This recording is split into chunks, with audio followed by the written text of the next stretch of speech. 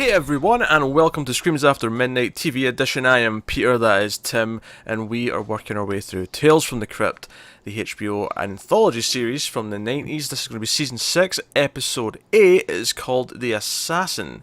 So, full spoilers for the episode, as always. The Assassin is about a wife. Husband goes out to work, and the wife is left home alone, and three people... three people claiming to be from the CIA, including Jonathan Banks and Corey Feldman, who are pleasant surprises to see in the episode.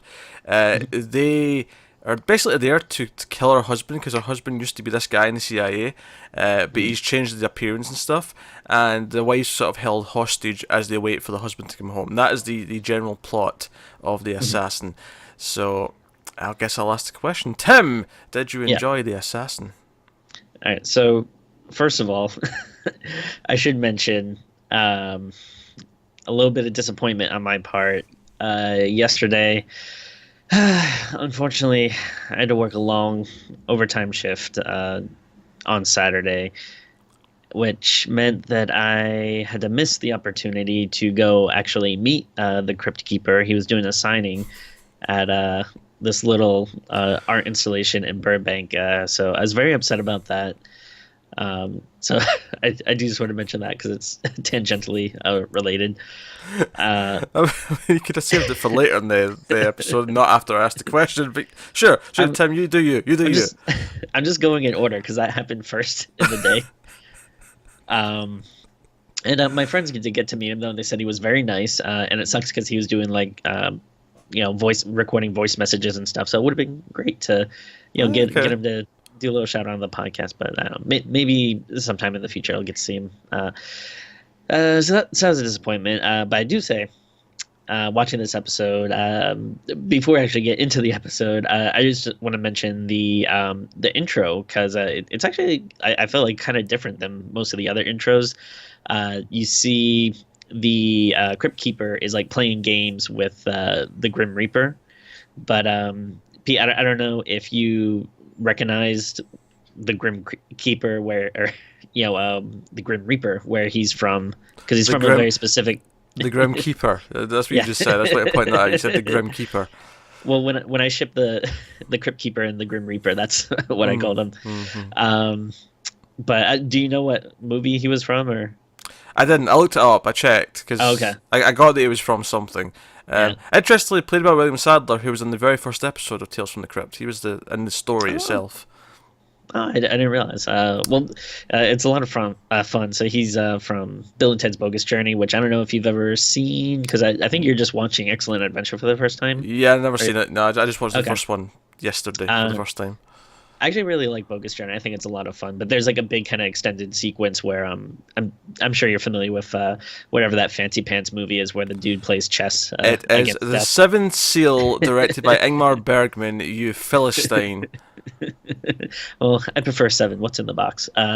But the the whole joke is like, they're playing death to get free, and then they play like I forget what the first game is. I don't even think it's. I forget. Maybe it is chess, but then they kind of like keep playing like more and more games because Death just doesn't want to let them win. So like they play like checkers and Battleship and like all this different stuff. So it's a funny little gag. But then that's kind of why he's here and playing like rock paper scissors and stuff against the Crypt Keeper. So I thought it was a really fun intro, and it was like a little different. I think we've gotten like guest stars in the intro, but I feel like we haven't gotten like a guest like character. So I thought that was fun and neat.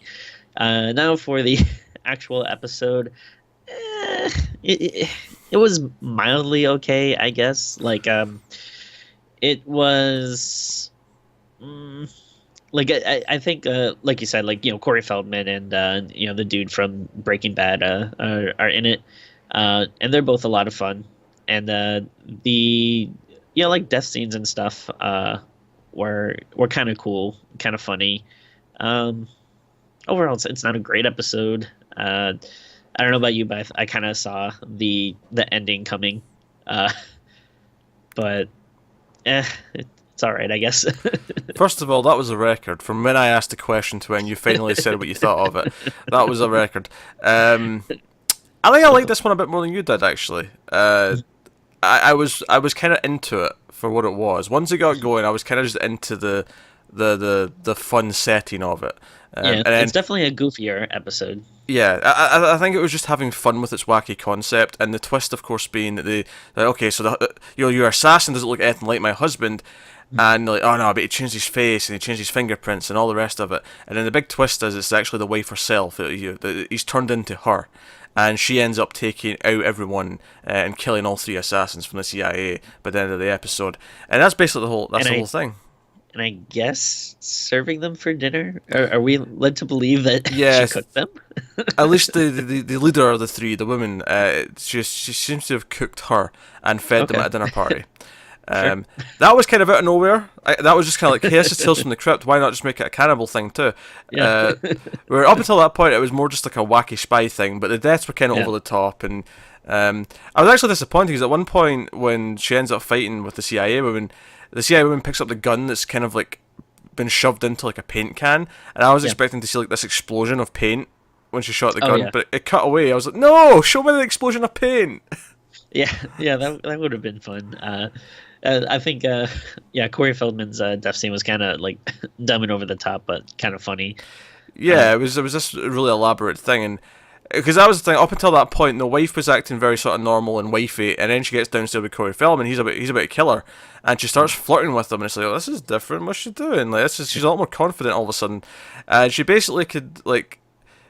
Because he seems to be into like working out and they've got like exercise equipment downstairs, she basically like presents herself for sex on top of the treadmill, but she has like a leg spread, so she's kind of on the edges of it, and then he comes up, drops his pants to come up from behind, and then she turns on the treadmill, so he's sort of running in place behind her, and then gets his tie caught in the treadmill. And it's a really over the top silly death, but it was kind of funny. I'm not gonna lie, I was kind of chuckling through it.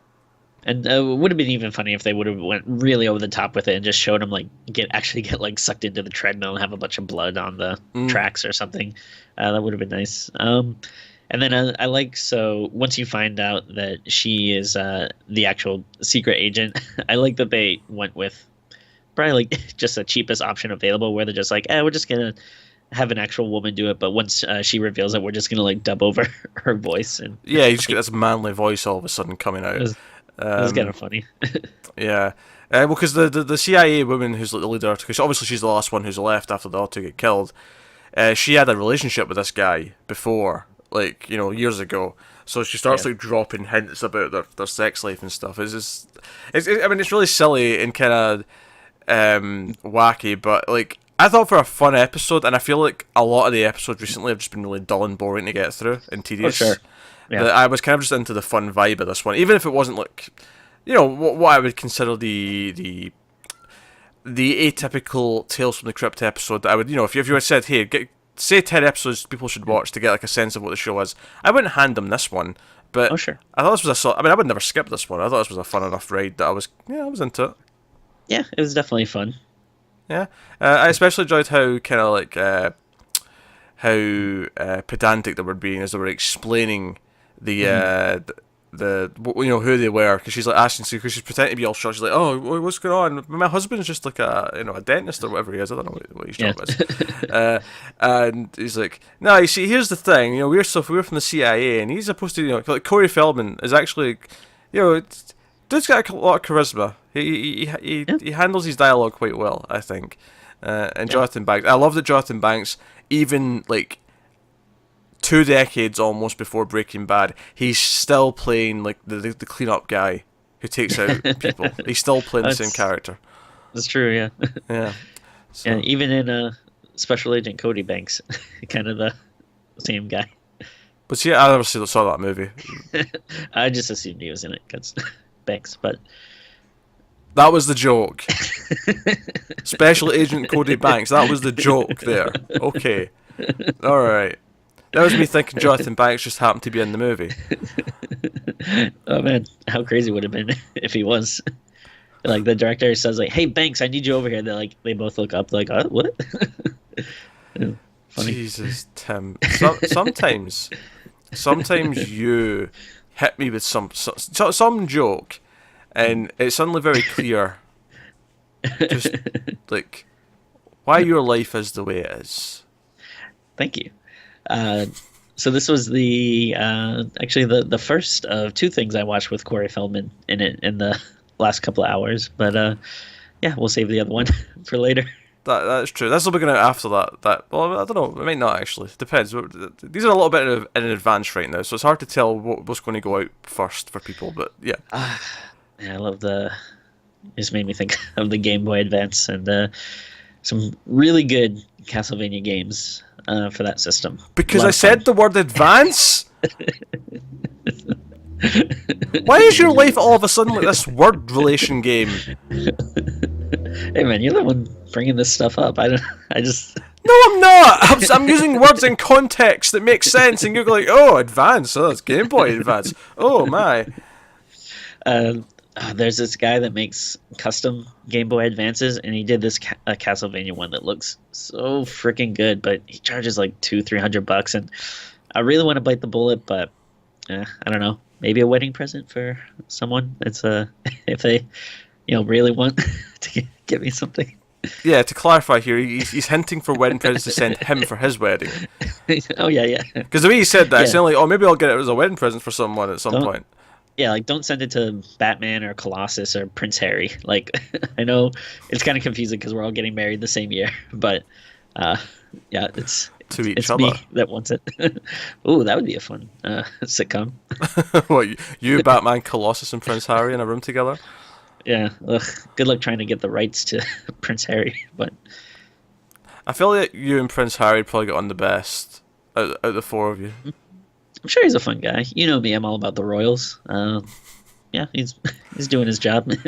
This has went down a path I don't think I saw coming. But hey, yes. But that was the episode. It was, it's got some fun over the top death scenes.